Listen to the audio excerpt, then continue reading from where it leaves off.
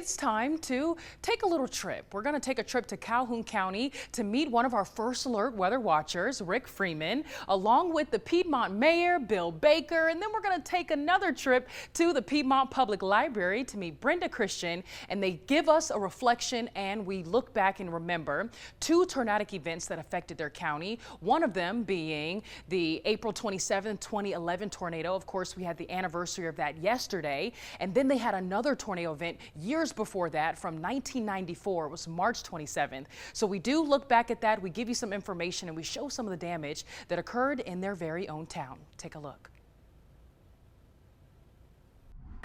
We weren't expecting what we got. A trip to Calhoun County to visit Piedmont, Alabama was a trip down memory lane, remembering two significant weather events. March 27th, 1994 and April 27th, 2011.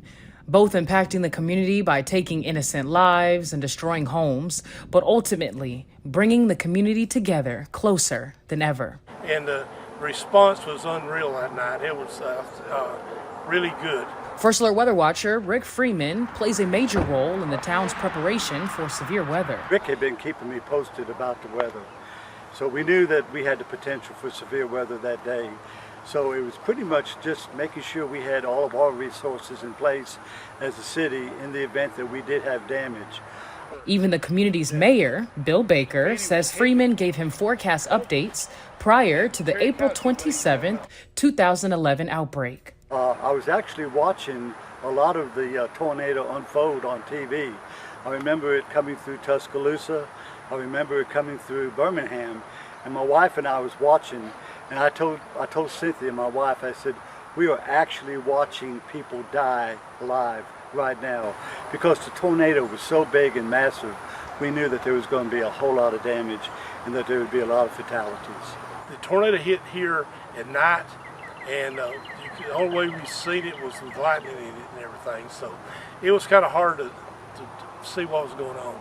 In Alabama alone, 238 tornado-related deaths were confirmed by the Storm Prediction Center and the state's emergency management agency. An EF4 tornado moved through Calhoun County with over a 70-mile track and 180-mile-per-hour winds, destroying this property that me and Freeman are standing on right here. A librarian at the Piedmont Public Library, Brenda Christian, says she remembers both tornadic events. She was in church when the Palm Sunday tornado hit the town. And I was a greeter, and it was very windy that morning. It was overcast, but it was very windy, and we had a lot of people at church, a lot of visitors.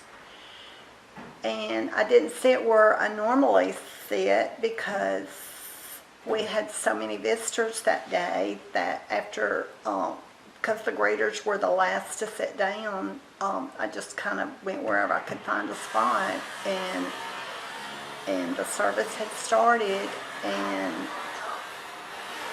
it started getting dark, and you could hear something hitting the windows, debris or hail, I don't know, and it just kept getting darker and darker, and somehow I wound up under the pew.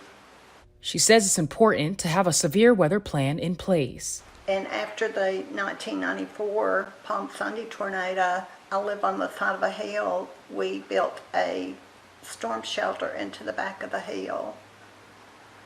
And that's where we were when the 2011 tornado came through. Don't wait till you think a tornado is going to hit. Be prepared for it. Always remember, if there's Wes, y'all tell that we're going to be under a storm, take your flashlight, sit by your bed, have your radios on, and make sure and be prepared.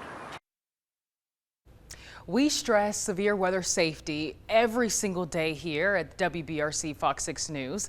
So it's very vital that you have that severe weather plan in place. Whether severe weather is coming, you want to be prepared before it actually happens.